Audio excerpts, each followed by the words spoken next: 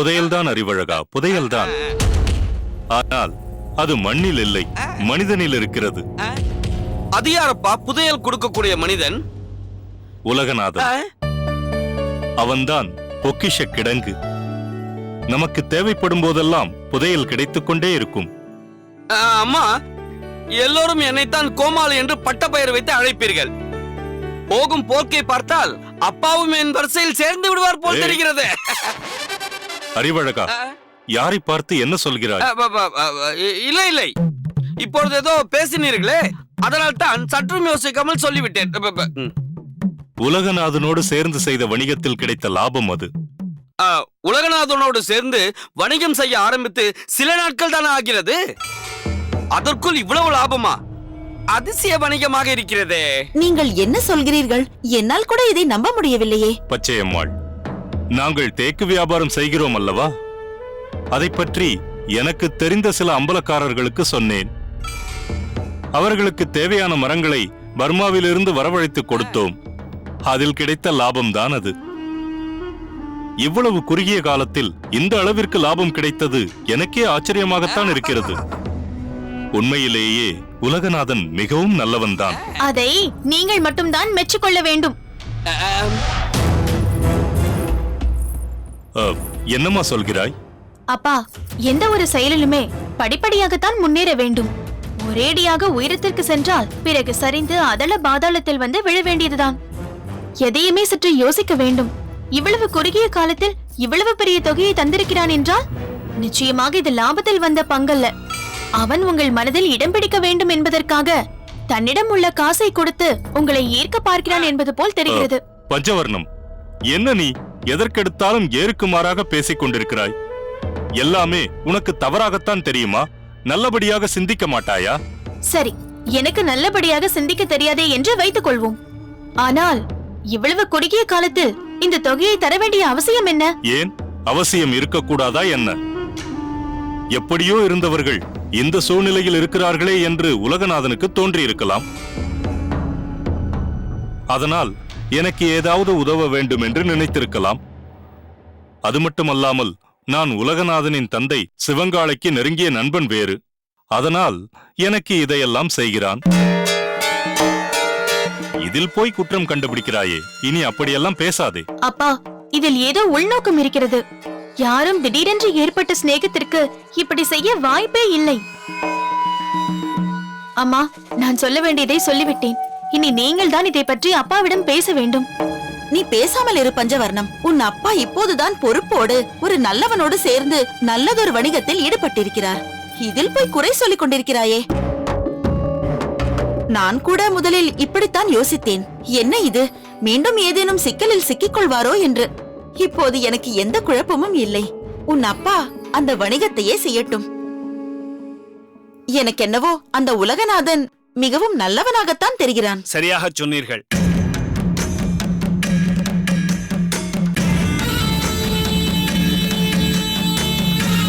என்னை நீங்கள் தான் சரியாக புரிந்து வைத்திருக்கிறீர்கள். இப்பொழுது நான் கொடுத்து அனுப்பிய பொற்காசுகள் கூட பெரிய லாபமே அல்ல. உண்மையை சொல்ல போனால் எனக்கு கிடைத்திருக்கும் லாபத்தில் ஒரு சிறு பங்கைத்தான் துரைசாமி ஐயாவிடம் கொடுத்து அனுப்பியிருக்கிறேன். துரைசாமி ஐயா தன் முயற்சியால் பல வணிக ஒப்பந்தங்களை ஏற்படுத்தி தந்திருக்கிறார். அதனால் நானும் பர்மாவிற்கு தகவல் அனுப்பிவிட்டேன். அதன்படி தேக்கு மரங்கள் கப்பலில் வந்து சேர்ந்து விட்டால் உங்கள் வாழ்வு நிலை எங்கோ எட்டாத உயரத்திற்கு போக போகிறது. புரிகிறது தம்பி, புரிகிறது. நீங்கள் சொல்வது நன்றாக புரிகிறது. உங்களுக்கு புரிகிறது. ஆனால் உங்கள் மகளுக்கு புரியவில்லையே. அவர் தவறான நோக்கத்தோடு தானே என்னை பார்த்து கொண்டிருக்கிறார். நான் யாரையும் எப்போதும் தவறான நோக்கத்தோடு பார்த்ததே இல்லை. எங்கள் சூழ்நிலை அப்படி. ஏற்கனவே அவர் பலவற்றை இழந்து மிகவும் வேதனையில் இருந்தார். இப்போதுதான் சற்று நிம்மதியாக இருக்கிறார். புதிதாக ஒன்றை செய்கிறேன் என்று ஆரம்பித்து மீண்டும் அவரது நிம்மதியை இழந்துவிடக் கூடாது என்பதால் தான் இப்படியெல்லாம் பேசுகிறேன். இந்த உலகநாதனால் யாருடைய நிம்மதியும் போகாது. என்னால் மற்றவர்களுக்கு சந்தோஷம்தான் கிடைக்கும். உன் அப்பாவும் நானும் இணைந்து செய்யும் இந்த கூட்டு தொழிலில் உன் அப்பாவிற்கு மட்டுமல்ல, இந்த குடும்பத்திற்கே நிம்மதி கிடைக்கப் போகிறது. யாருடைய உதவியும் இல்லாமல் நீங்கள் பல பேருக்கு உதவக்கூடிய சூழ்நிலை ஏற்பட போகிறது. அந்த அளவிற்கு உங்களை இந்த உலகநாதன் உயர்த்துகிறானா இல்லையா என்று பாருங்கள். தம்பி, எனக்கு உடன் பிறந்த தம்பி இல்லையே என்று பலமுறை வருத்தப்பட்டிருக்கிறேன். இப்போது உன்னை பார்த்த பிறகு அந்த குறை நீங்கிவிட்டது போல் தெரிகிறது.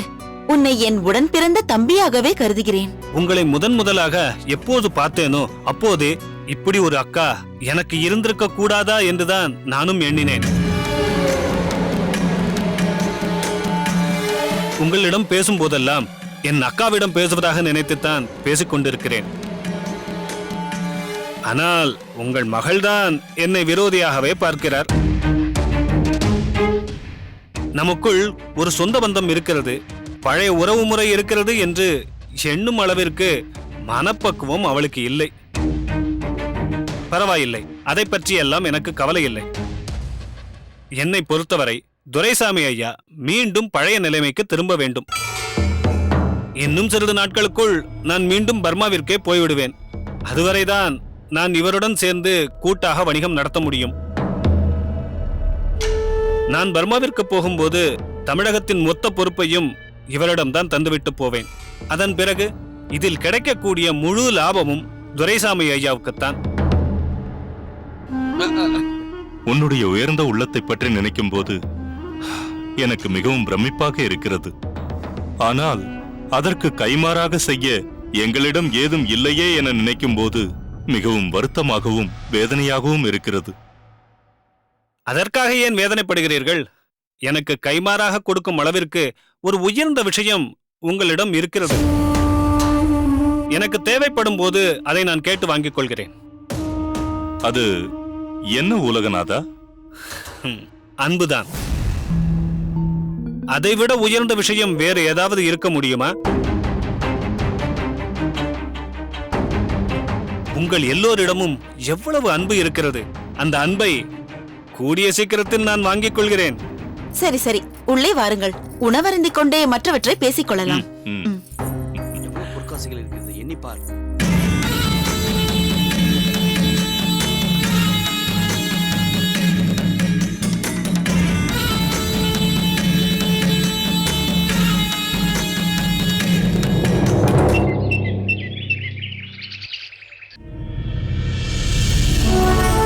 நான் இங்கு வரும்போது உங்கள் மாணவன் வெற்றி வீரனை பார்த்தேன். இந்த பணியை தொடங்கியது முதல் நீங்கள் நேரத்துக்கு உணவருந்துவதில்லை என்று வருத்தப்பட்டான். இதையெல்லாம் எதற்கு உங்களிடம் சொல்கிறான்? என்ன இருந்தாலும் அவன் உங்கள் மாணவன் அல்லவா? குருநாதர் உடல்நிலையை காக்க வேண்டியது சீடனின் கடமைதானே. அதனால் அவன் அதை பற்றி பேசியதில் தவறென்ன இருக்கிறது? பாகனேரியாரே, நாம் எல்லாம் பொதுப்பணியில் ஈடுபட்டிருப்பவர்கள்.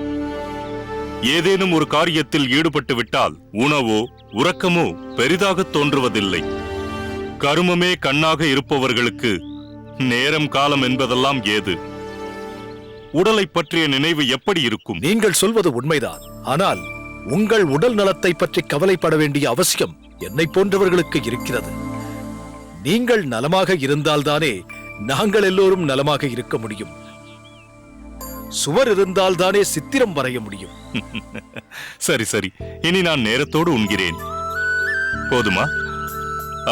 நீங்கள் ஏதோ சொல்ல வந்தீர்களே, அது என்ன? சில அம்பலக்காரர்கள் தாங்கள் சில ஊர்களுக்கு மட்டும் அம்பலக்காரர்களாக இருப்பது போதாது, சில நாடுகளைச் சேர்ந்த கோட்டங்களுக்கும் பாளையக்காரர்களாக இருக்க வேண்டும் என்று முயற்சிக்கிறார்கள்.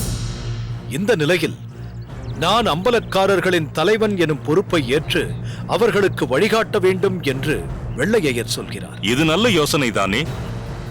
இதில் என்ன பிரச்சனை இருக்கிறது? எனக்கு அதில் உடன்பாடில்லை. அதனால் சிலரது மன வருத்தங்களுக்கு ஆளாக நேரிடும். குறிப்பாக வல்லத்தரையன் மேலும் என் மீது பகை பாராட்டுவான். இந்த நிலையில் நான் என்ன செய்வது என்பது பற்றி தங்களின் ஆலோசனையை கேட்பதற்காகவே இங்கு வந்தேன். தாங்களும் ஒரு பாளையக்காரர் என்ற முறையில் அம்பலக்காரர்கள் அனைவரையும் அழைத்து பேசினால் பயனளிக்கும் என்று எனக்கு தோன்றுகிறது. வேண்டாம் வாளுக்கு வேலி. நான் எப்போதுமே இப்படியே இருப்பதுதான் நல்லது. எந்த விஷயத்திலும் வெளிப்படையாக வந்து பேசுவது நல்லதல்ல. நான் உங்களுக்கெல்லாம் ஒரு உந்து சக்தியாகத்தான் இருக்க வேண்டும். களத்தில் இறங்கி பணி செய்வது உங்களைப் போன்றவர்களாகத்தான் இருக்க வேண்டும். ஏன் தாங்கள் இப்படியே இருக்க வேண்டும் என்று நினைக்கிறீர்கள்? பெரும் சாதனைகளை நிகழ்த்திய தங்களை பற்றி மக்கள் அறிந்து கொள்ள வேண்டாமா? என்னை நான் வெளிப்படுத்திக் கொள்ளாமல் இருக்கும்போதே கர்னல் அக்னியோ போன்றவர்கள் எப்படியாவது அதை மோப்பம் பிடித்து இங்கேயே தனது ஆட்களை போட்டிக்கு அனுப்புவது போல் அனுப்பி நோட்டம் பார்க்கிறார்கள். போதும் போதாததற்கு ஜம்புலிங்கம் போன்ற தமிழின துரோகிகள் தம்மை போன்ற துரோகிகளை மேலும் உருவாக்கி நம்மை அழிக்க திட்டம் போடுகிறார்கள். இந்த நிலையில் நான் இருந்த இடத்தில் இருந்தபடி உங்களை போன்றவர்களுக்கு உதவ வேண்டுமென்றால் இதுதான் நல்லது. தாங்கள் சொல்வதும் சரிதான். தற்போதுள்ள சூழ்நிலையில் நான் என்ன செய்ய வேண்டும் என்று சொல்லுங்கள். வெள்ளை ஐயர் சொன்ன கருத்தை நான் மனதார வரவேற்கிறேன். அம்பலக்காரர்கள் அனைவரையும் ஒன்றாக இணைக்கும் சக்தி இப்போது உங்களிடம் மட்டும்தான் இருக்கிறது. பரிவட்ட நிகழ்ச்சி ஒன்றே அதற்கு ஆதாரம். இப்போது உள்ள சூழ்நிலையில் நீங்கள் அம்பலக்காரர்கள் அனைவரையும் இணைத்து வைக்கும் தலைமை பொறுப்பை ஏற்க வேண்டியது மிகவும் அவசியம். ஆனால் வல்லத்தரையன் இதை எந்த அளவிற்கு ஏற்றுக்கொள்வான் என்று சொல்ல முடியாதே. அவன் ஒருவனுக்காக ஒட்டுமொத்த அம்பலக்காரர்களுக்குள் ஏற்பட இருக்கும் குழப்பத்தை அப்படியே விட்டுவிட முடியுமா? நாளை இதனால் ஏதேனும் பிரச்சனை ஏற்பட்டால் நாட்டு மக்கள் நம்மைத்தானே குறை சொல்வார்கள். வல்லத்தரையன் என்ற ஒருவன் மீது இருந்த தனிப்பட்ட பகைக்காக அம்பலக்காரர்களால் ஏற்பட்ட கலவரத்தை பொருட்படுத்தாமல் பெரும் விபரீதத்திற்கு வித்திட்டு விட்டார் வாளுக்கு வேலி என்று மக்கள் உம்மை தூற்ற மாட்டார்களா? அதனால் வல்லத்தரையனை பற்றி சிந்திக்காதீர்கள். என் ஆதரவு எப்போதும் உங்களுக்கு உண்டு. அதனால் சரியான பாதையை தேர்ந்தெடுத்து தயங்காமல் செல்லுங்கள். உங்கள் விருப்பப்படியே செய்கிறேன்.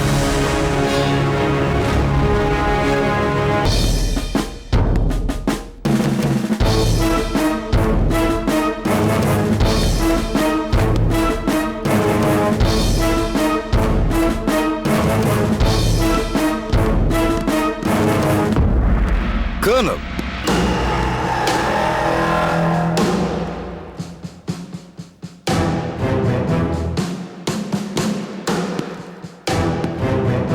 What happened, Colonel? என்ன இந்த அளவிற்கு ஆழ்ந்த சிந்தனை? எனக்கு வேற என்ன சிந்தனை இருக்க போகிறது கிரே? எல்லாம் இந்த மருது சகோதரர்களை பற்றிய பிரச்சனை தான். அவர்களை இன்னுமா பிடிக்கவில்லை என்று தலைமையில் இருந்து மேலும் மேலும் எனக்கு பிரஷர் கொடுத்து கொண்டே இருக்கிறார்கள். அவர்களை பிடிப்பதற்கான முயற்சிகள் தானே எப்போதும் இருக்கிறீர்கள். ஒரு நிமிடமும் அதை பற்றிய சிந்தனையை தவிர வேறு எதுவும் தங்களுக்கு இல்லையே. நீ இப்போது என்னுடனே இழுப்பதனால் நான் இங்கு என்னென்ன முயற்சிகளை மேற்கொண்டிருக்கிறேன் என்பது உனக்கு தெரிகிறது.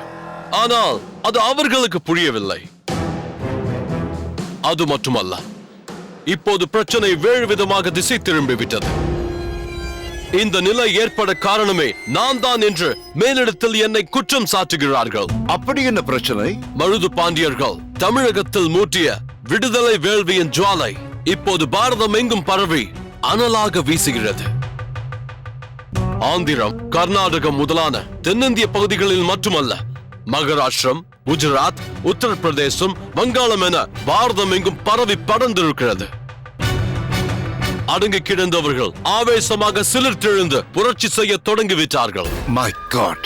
அவர்கள் அத்தனை பேரும் அப்படி கிளந்து எழுந்ததற்கு காரணமே நான் மருது பாண்டியர்கள் விஷயத்தில் அலட்சியமாக இருந்ததால் தான் என்கிறார்கள். நீங்கள் உங்களால் இயன்றவரை எல்லாவற்றையும் செய்து கொண்டுதானே இருக்கிறீர்கள்.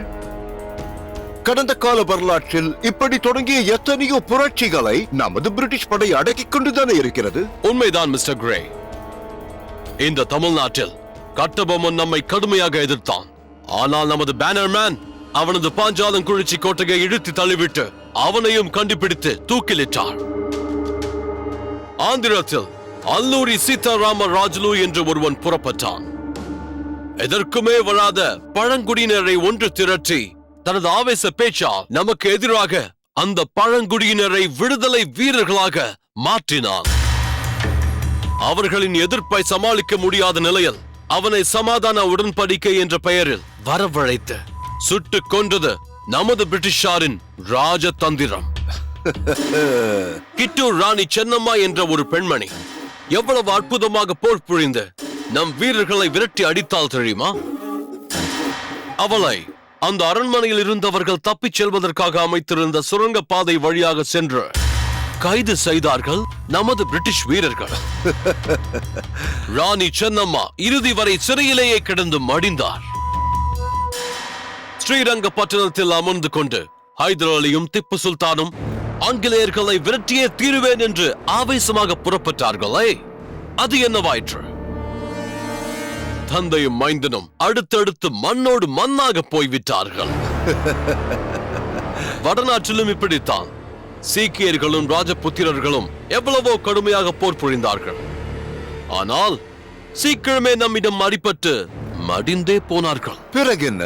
ஆனால் அது அத்தோடு முடிந்து விடவில்லையே. அங்கங்க அவர்களது வழி தோன்றலாக யாரேனும் வந்து கொண்டுதானே இருக்கிறார்கள். அழிக்கப்பட்டவர்கள் செய்த புரட்சியை எழுச்சியோடு மீண்டும் தொடங்கி விடுகிறார்களே. அதனால் தானே இப்போது அது இந்த அளவிற்கு பாரதம் எங்கும் பரவலாக தொடங்கிவிட்டது. வெட்ட வெட்ட முளைக்கும் வாழையை போல் வாழையடி வாழையாக வந்து கொண்டே இருக்கிறார்களே. இந்த நிலையில் நான் என்ன செய்ய வேண்டும் என்று சொல்லுங்கள், அதை நிறைவேற்ற காத்திருக்கிறேன். மேஜர், இந்த நாட்டு மக்கள் இருக்கிறார்களே, மிகவும் பயந்த சுபாவம் உள்ளவர்கள். நம்மிடம் இருக்கும் நவீன ஆயுதங்களையும் நம் வசம் அகப்பட்டவர்களை நாம் மிக கடுமையாக தண்டிப்பதை கண்டும் மிரண்டு போயிருக்கிறார்கள். அந்த நடுக்கமும் ஒடுக்கமும் தான் நாம் இங்கு நிலைத்திருப்பதற்கு வழிவகுக்கிறது. பாமர மக்கள் அப்படி இருப்பதில் ஆச்சரியப்பட ஏதும் இல்லை கர்னல். ஆனால் அதே மக்கள் எவராலாவது தூண்டப்பட்டு ஆவேசத்தோடு பொங்கி எழுந்தால் என்ன ஆகும்? புலித்தேவனை தூக்கு மேடைக்கு அழைத்துச் செல்லும் போது பாதுகாப்புக்காக நின்ற ஆங்கிலேய வீரர்கள் எவ்வளவு பேர் தெரியுமா? 300 பேர். ஆனால் அந்த விபரீத காட்சியை பார்க்க கூடியிருந்தவர்கள் 30,000 பேர். அவர்கள் அத்தனை பேரும் ஒட்டுமொத்தமாக பாய்ந்திருந்தால் நம் வீரர்களின் கதி என்னவாயிருக்கும்? அவர்களின் துப்பாக்கி குண்டுகள் என்ன செய்திருக்க முடியும்? 100 பேர் மடிந்தாலும் 1000 பேராக பாய்ந்து வந்து நம் வீரர்களை அழித்து புலித்தேவனை காப்பாற்றி இருக்கலாமே. ஆனால் அதற்கான தைரியம் அவர்களுக்கு வரவே இல்லையே.